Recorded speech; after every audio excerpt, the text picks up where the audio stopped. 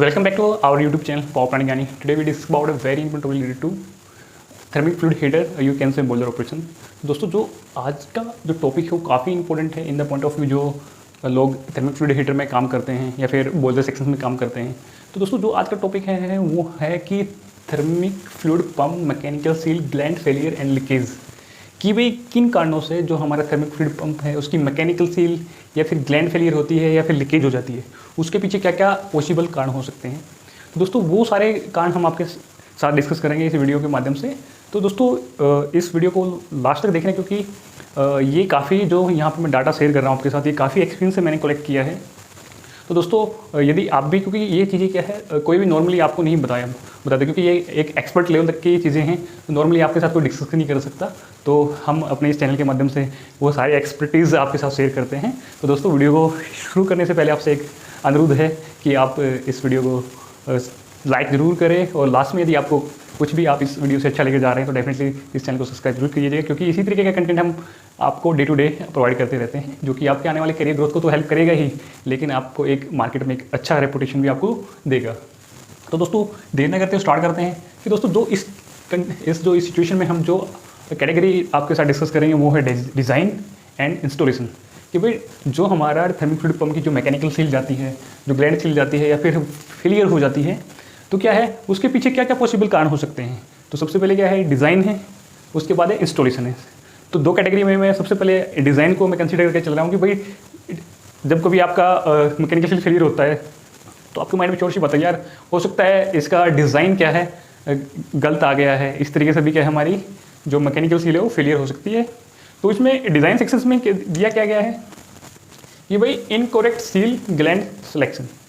कि भाई जो हमारे पंप की जो मैकेनिकल सील है उसके पीछे लीकेज होने के कारण ये भी हो सकता है कि जो हमने इनकरेक्ट सील का सिलेक्शन किया है या फिर ग्लैंड का सिलेक्शन किया है। जैसे कि इससे पहले मैं आपके साथ डिस्कस कर रहा था कि भाई जो सपोज दैट कि हमारे पंप में दो प्लान की जो मैकेनिकल सील लगती है, एक फ्लशिंग लगती है और एक कूलिंग लगती है। तो भाई हमें उन चीज़ों पर हमने ध्यान ही नहीं किया, तो ओनली हमने क्या फ्लशिंग टाइप की मैकेनिकल सील खरीद ली है। तो क्या है वो प्रॉपर वैसे क्या है कूलिंग नहीं हो पाएगा, कूलिंग नहीं हो पाएगा तो क्या है डेफिनेटली क्या हमारा मैकेनिकल सील क्या है ग्लैंड है वो फेलियर हो जाएगा। तो एक तो ये है, और भी नेक्स्ट है कि रॉन्ग एमओसी, कि भाई उसका जो मटेरियल है अपनी मैकेनिकल सील का वो क्या है रॉन्ग आ गया है। रॉन्ग इसमें कि भाई सपोज दैट कि हमारा जो थर्मिक फ्लूइड है उसका टेम्परेचर 350 के अराउंड चलता है या फिर 280 के अराउंड चलता है, लेकिन जो हमारा एमओसी है वो क्या है वो सस्टेन करता है हमारे 280 डिग्री सेल्सियस पे। तो हाई टेम्परेचर पे जाके है क्या है उसका एमओसी डिटोरेट होने लग जाएगा, जिससे कि फाइनली हमारा क्या है लीकेज होना स्टार्ट हो जाएगा हमारी मैकेनिकल सील का। और रॉन्ग कंसिडरेशन ऑफ टेम्परेचर, इसके साथ ही ये दोनों एक दूसरे से इंटरलिंक्ड है कि भाई एमओसी नहीं होगा तो क्या है टेम्परेचर हाई टेम्परेचर पर जाके क्या डिटोरेट होने लगेगा। और क्या है रॉन्ग कंसिडरेशन ऑफ टेम्परेचर, कि भाई मेरा जो मैकेनिकल सील है वो किस टेम्परेचर पे मुझे सस्टेन करवाना है, क्या हमारा ऑपरेटिंग पैरामीटर्स है। यदि वो चीज़ें नहीं कंसीडर करेंगे खरीदते वक्त तो क्या है हमारा जो मैकेनिकल सील फेलियर होने के भी ज़्यादा चांसेस रहते हैं। तो नेक्स्ट पॉइंट है कि रॉन्ग सील पैटर्न, जो कि मैं स्टार्टिंग में बता रहा था, क्योंकि ये सारे एक दूसरे से इंटरलिंक्ड है सारे। जब भी कोई भी आप सिलेक्शन करते हो मैकेनिकल सील का, ये क्या है ये सारे पॉइंट आपको क्या है कंसीडर करने ही पड़ते हैं। कि रॉन्ग सील पैटर्न, उसका यदि पैटर्न सही नहीं होगा, ठीक है, जिस तरीके से मैंने आपको बताया कि भाई फ्लशिंग एंड कूलिंग का पैटर्न चाहिए हमें, तो क्या है वो क्या है यदि वो उसमें हम सिलेक्शन में यदि हम वो कंसीडर नहीं करेंगे चीज़ें, तो क्या है हमारा फाइनली क्या है मैकेनिकल सील का भी क्या है लीकेजेस क्या है बढ़ जाएगा, या फिर ये बार बार क्या है इश्यूज आएंगे। तो मैं यहाँ पे इस पॉइंट को क्लोज डिज़ाइन को एक पॉइंट में क्लोज करना चाहूँगा कि भाई जो भी आपका पंप OEM है जो मैकेनिकल सील आपको रिकमेंड करता है तो डेफिनेटली क्या है आप वही मैकेनिकल सील अपने पंप में लगाएं। सपोज दैट कि मैं एक छोटा सा एग्जांपल लूँगा यहाँ पे कि भाई आपके जो पंप है, सपोज दैट कि आपका KSB के पंप है, KSB के पंप में सपोज दैट कि ईगल वर्मन का सील चलता है, तो क्या है उसकी कॉस्ट क्या है, इनिशियली कॉस्ट क्या है 50,000 है। तो सपोज दैट आपका मेंटेनेंस जो परचेज है वो देखिएगा, यार इसकी तो जो परचेजिंग कॉस्ट है काफ़ी हाई है, क्यों ना मैं सील टेक है या फिर सिग्मा सील्स है उनसे कोट लेकर देखूँ, क्या है वो आपको 30-35 हज़ार रुपये में आप सील प्रोवाइड कर देंगे। लेकिन क्या है उसमें क्या क्या आएगा, उनके पास जो प्री डिटरमाइंस जो मैकेनिकल सील है वो आपको उसी सेक्शन में क्या आपको प्रोवाइड करेगा। वो एक टाइम पर सस्ता तो रहेगा, लेकिन क्या है वो फिर आपको कुछ 5 या 6 महीने बाद क्या है आपको लीकेज आना स्टार्ट हो जाएंगे। तो जो भी कहने का मतलब यहाँ पे है, जो भी आपको जो पंप मैन्युफैक्चरर है जो भी उसका रिकमेंडेशन OEM पार्ट्स है क्या है आप वही यूज कीजिए ताकि आपको पंप लीकेजेस करने का सामना ना करना पड़े। नेक्स्ट सेक्शन है वो है इंस्टॉलेशन कि भाई थर्मिक फ्लूइड पंप इंस्टॉल करते वक्त ऐसे कौन कौन से एरर आ सकते हैं जिसकी वजह से हमारे क्या है पंप में मैकेनिकल सील है या फिर ग्लैंड्स है वो क्या है फेलियर हो सकती है। तो इस सेक्शन में सबसे पहला पॉइंट क्या है सर, तो इम्प्रॉपर सील ग्लैंड इंस्टॉलेशन। यदि दोस्तों आपने पंप फिटिंग करते समय मैकेनिकल सील या फिर ग्लैंड इम्प्रॉपर तरीके से डाला है तो क्या है वो भी क्या है लीकेज का कारण बनेगा। नेक्स्ट है आवर टाइटनिंग। पंप फिटिंग के दौरान आपने एक जो प्रीडिटरमाइंस जो टाइटनिंग लेंथ होती है आपने उस लेंथ में उसको टाइट नहीं किया है, उसको एक्स्ट्रा टाइट कर दिया है तो क्या है दोस्तों वो भी क्या है लीकेज का कारण बनेगा, क्योंकि एक्स्ट्रा टाइट करने से क्या है जो हमारी ग्लैंड है या मैकेनिकल सील है उस पर क्या है एक्स्ट्रा टॉर्क या फिर एक्स्ट्रा फ्रिक्शन वहाँ पे ड्यूरिंग ऑपरेशन टाइम क्या है वहाँ पे जनरेट होगा, जिससे कि हमारा क्या है पंप जो मैकेनिकल सील है या ग्लैंड है वो क्या है फेलियर या लीकेज हो जाता है।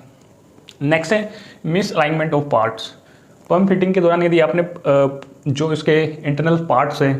नाइलोज रिंग है, कार्बन बुश है या फिर बैरिंग है या सर्कलिप है या बैरिंग ब्रैकेट है, ये इस तरीके से आपको अपने प्रॉपर तरीके से या फिर जो हमारी मैकेनिकल सील है उसको प्रॉपर तरीके से आपने फिट नहीं किया है तो क्या है उसमें क्या है कहीं ना कहीं मिस अलाइनमेंट आ गया है कि थोड़ा सा टिल्ट हो गया है इस तरीके से, तो क्या है उस कंडीशन में भी क्या है हमारा मैकेनिकल सील है क्या है वो लीकेज हो जाएगा। और wear and tear of mechanical seal and gland. तो दोस्तों देखा जाए जो ये अबो केसेस है इनसे क्या होगा पंप के अंदर वियर एंड टियर होगा मैकेनिकल सील और ग्लैंड के अंदर, जिससे कि क्या है हमारा जो मैकेनिकल सील है वो क्या है फेलियर हो जाएगा। नेक्स्ट है इनकरेक्ट कूलिंग अरेंजमेंट। यदि आपका जो ग्लैंड कूलिंग है या फिर बैरिंग कूलिंग के लिए जो भी अरेंजमेंट है उसमें क्या है यदि आपने प्रॉपर तरीके से कूलिंग अरेंजमेंट नहीं प्रोवाइड किया है तो क्या है वो भी क्या है फर्दर लीकेज का कारण बन सकता है। और इसके इंटरकूलिंग कूलिंग अरेंजमेंट के अंदर जो सब पार्ट्स है वो क्या क्या है wrong inlet and outlet port connection. यदि आपने जो अपनी कूलिंग बैरिंग कूलिंग की जो हाउसिंग है उसमें जो पोर्ट लगा हुआ जिसमें कि पानी फ्लश करता है मैकेनिकल सील को या फिर कूलिंग करता है उसके जो कनेक्शन है वो प्रॉपर वे से नहीं प्रोवाइड किए तो क्या है वो भी due to the insufficient cooling of mechanical seal या ग्लैंड क्या है उससे भी हमारी मैकेनिकल सील क्या है लीक हो सकती है। अंडर साइज लाइन कि भाई जो भी स्पोदेट की जो एक जगह पे हमें क्या है 1 इंच का क्या है हाउसिंग पाइप चाहिए होता है कूलिंग के लिए, लेकिन वहाँ पे क्या है स्पोदेट की किसी ने क्या है जो अपना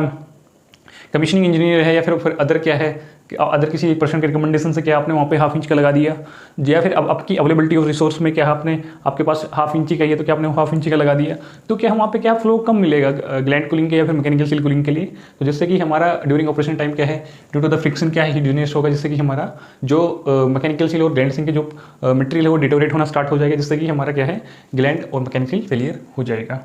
ऐसे ही दोस्तों क्या है नेक्स्ट है अंडर साइज वाल्व। यदि आपने वहाँ पे जो कनेक्शन पोर्ट है वहाँ पे जो अकॉर्डिंग टू द पाइप आपने वॉल्व नहीं प्रोवाइड किए है वो फिर वहाँ पे क्या अंडर साइज वॉल्व की लगा दिया आपने, जिससे कि क्या है हमारा फ्लो रिस्ट्रिक्ट होगा और जिससे फर्दर क्या है वही प्रोसेस फॉलो होगा due to the heat generation insufficient cooling media, तो क्या है हमारा मैकेनिकल सील क्या है फेलियर हो जाएगा। नेक्स्ट है under size cooling media pumping capacity कि भाई जो हमारा कूलिंग मीडिया सॉफ्ट वाटर है उसको पंपिंग करने के लिए हमें क्या पंप की रिक्वायरमेंट होती है, सो दैट हमारे वहाँ पे क्या है 5 m³ का क्या है वाटर पंप चाहिए, एज ए एग्जांपल मैं आपको ले रहा हूँ। तो क्या है वहाँ पे हमने सपोज दैट कि हमारे पास था कि भाई 2 m³ का वाटर पंप था, तो क्या है हमने वहाँ पे जहाँ पे चाहिए था हमें पास 5 m³ का, लेकिन हमें 2 m³ का वाटर पंप क्या है अंडर पंपिंग कैपेसिटी हमने वहाँ पे लगा दी, जिससे कि इनसफिशिएंट फ्लो क्या कहाँ पे अपनी जो मैकेनिकल सील है उसको मिलेगा या फिर ग्लैंड है उसको मिलेगा, जिससे कि इनसफिशिएंट कूलिंग होगी तो क्या है हमारी ड्यू टू द फ्रिक्शन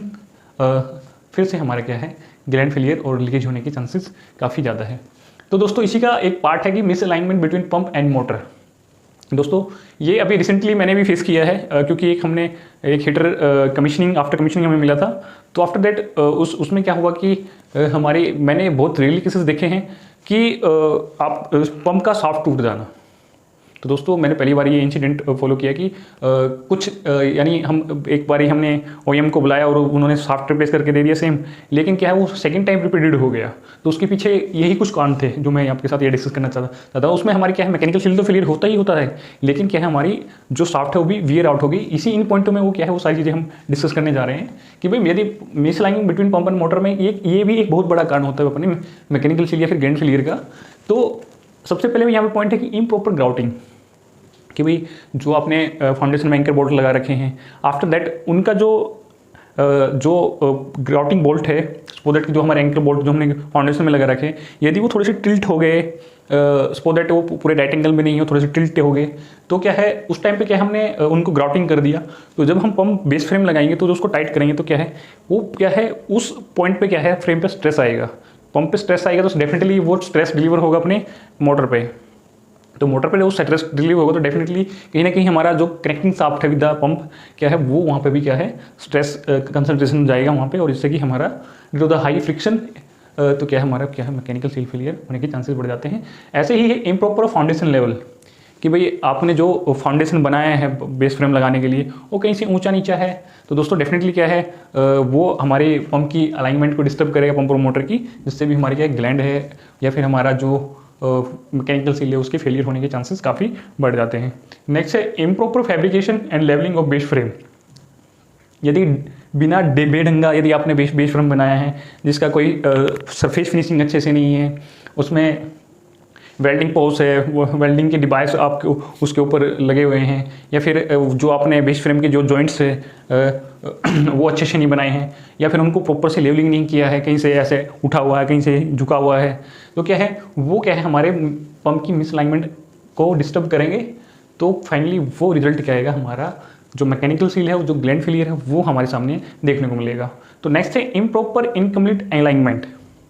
दोस्तों काफ़ी अच्छा पॉइंट है, क्योंकि डेफिनेटली